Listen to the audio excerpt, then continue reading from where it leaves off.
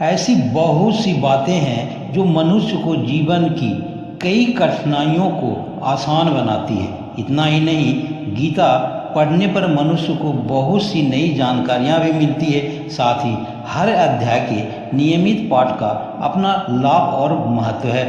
भगवान शिव ने देवी पार्वती को गीता के पहले अध्याय के पाठ का महत्व जो बताया है वही यहाँ आपके लिए प्रस्तुत है। लेकिन गीता के पहले अध्याय के महत्व को जानने से पहले जान लीजिए श्रीमद् भगवत गीता के प्रथम अध्याय की खास बातें। गीता के पहले अध्याय का नाम अर्जुन विषाद योग है। इस अध्याय में कुरुक्षेत्र के मैदान में उपस्थित बंधुओं और संबंधियों को सामने देखकर अर्जुन के मन में उठे विषाद और मन स्थिति का वर्णन किया गया है। एक समय पार्वती जी ने भगवान शिव से पूछा, महादेव जी, किस ज्ञान के बल पर संसार के सब लोग आपको शिव कहकर पूजते हैं? मृग छाल ओढ़े और अपने सभी अंगों में शमशान की विभूति लगाए, गले में सर्प और नर मुंडों की माला पहने हुए हो, इनमें से कोई भी पवित्र नहीं है, फिर आप किस ज्ञान के पवित्र माने जाते हैं? तब महादेव ने उत्तर दिया कि हे प्रिय, सुनो, मैं गीता ज्ञान को अपने हृदय में धारण करने से पवित्र माना जाता हूँ। इस ज्ञान से मुझे बाहर के कर्म नहीं व्यापते। तब पार्वती जी ने कहा, हे भगवान, जिस गीता ज्ञान की आप ऐसी स्तुति करते हैं, इसके श्रवण करने से कोई कृतार्थ भी हुआ है? महादेव ने उत्तर दिया, कहा, इस ज्ञान को सुनकर बहुत से जीव कृतार्थ हुए हैं और आगे भी होंगे। मैं तुम्हें एक पुरातन कथा कहता हूँ। एक समय पाताल लोक में शेषनाग की सैया पर नारायण जी नैन मूंद कर आनंद में मग्न थे। उस वक्त भगवान के चरण दबाते हुए लक्ष्मी जी ने पूछा, प्रभु, निद्रा और आलस्य तो उन पुरुषों को व्यापता है जो जीव तामसी होते हैं, फिर आप तो तीनों गुणों से अतीत हो, आप तो वासुदेव हो, आप जो नेत्र मूंद रहे हो, इससे मुझको बड़ा आश्चर्य है। नारायण जी ने उत्तर देते हुए कहा, लक्ष्मी, मुझको निद्रा आलस नहीं व्यापता। एक शब्द रूप जो भगवत गीता है, उसमें जो ज्ञान है उसके आकार रूप है। यह गीता शब्द रूप अवतार है। इस गीता में यह अंग है।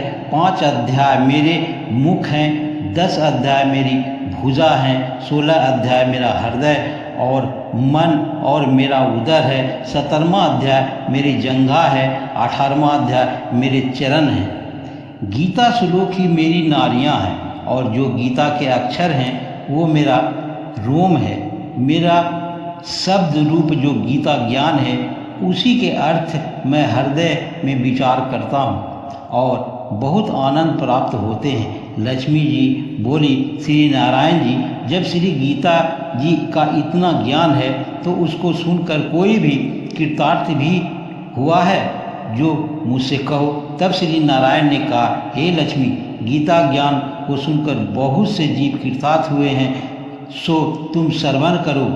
एक व्यक्ति था जो चांडालों के कर्म करता था और तेल नमक का व्यापार करता था। उसने एक बकरी पाली। एक दिन वह बकरी चराने के लिए वन में गया और वृक्ष से पत्ते तोड़ने लगे। वहाँ उसे एक सांप ने डस लिया, जिससे वह तुरंत मर गया। मरने के बाद उसने बहुत से नरक भोगे और फिर उसका जन्म बैल के रूप में हुआ। उस बैल को एक भिक्षु ने मोल लिया।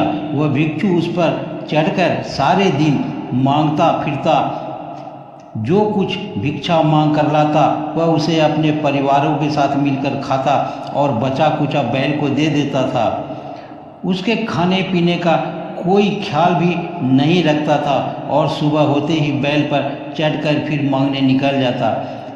जब बहुत दिन हो गए वह बैल भूख से गिर गया, लेकिन उसके प्राण नहीं निकल रहे थे। नगर के लोगों ने देखा और उस बैल को कोई तीर्थ का फल दे तो कोई व्रत का फल, तब भी उस बैल के प्राण नहीं छूटे। एक दिन मनिका आई। उसने लोगों से पूछा, यह कैसी भीड़ है? तो उन्होंने कहा कि इस इसके प्राण नहीं निकल रहे हैं, अनेक पुण्यों का फल दे रहे हैं, तो भी इसकी मुक्ति नहीं होती है। तब मनिका ने कहा कि मैंने जो कर्म किया है उसका फल मैंने इस बैल को दिया है। इतना कहते ही बैल की मुक्ति हो गई। तब बैल को एक ब्राह्मण के घर जन्म लिया। पिता ने उसका नाम सुकर्मा रखा। उसके पिता ने उसे पढ़ाया लिखाया। उसको अपने पिछले जन्म की सुध थी। उसने एक दिन मन में विचार किया कि जिस मनिका की वजह से मुझे मुक्ति मिली है उसका दर्शन अवश्य ही करना चाहिए। यह सोचकर सुकर्मा मनिका से मिलने के लिए गया। मनिका ने कहा, मैं नहीं जानती तुम कौन हो। तब उसने कहा, मैं वही बैल हूँ जिसको आपने अपने पुण्य दिए थे।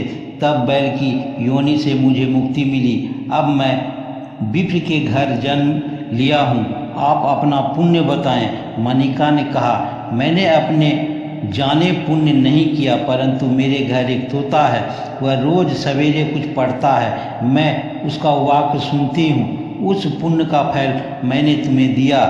तब सुशर्मा ने तोते से पूछा कि तुम सवेरे क्या पढ़ते हो? तोते ने कहा, मैं पिछले जन्म में विप्र का पुत्र था। मेरे पिता ने मुझे गीता के पहले अध्याय का पाठ सुनाया करते थे। एक दिन मैंने गुरु से कहा कि मुझको आपने क्या पढ़ाया? तब गुरुजी ने मुझे शाप दिया कि तू तोता बन जा। इसके बाद मैं तोता बन गया। एक दिन बहेलिया ने मुझे पकड़ ले और इन विप्र के हाथों मुझे बेच दिया। वह विप्र भी अपने पुत्र को गीता का पाठ सिखाता था। तब मैंने भी यह पाठ सीख लिया।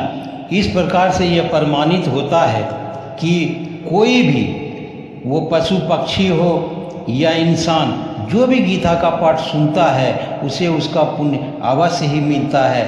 इस कथा से हमें यही सीख मिलती है। धन्यवाद।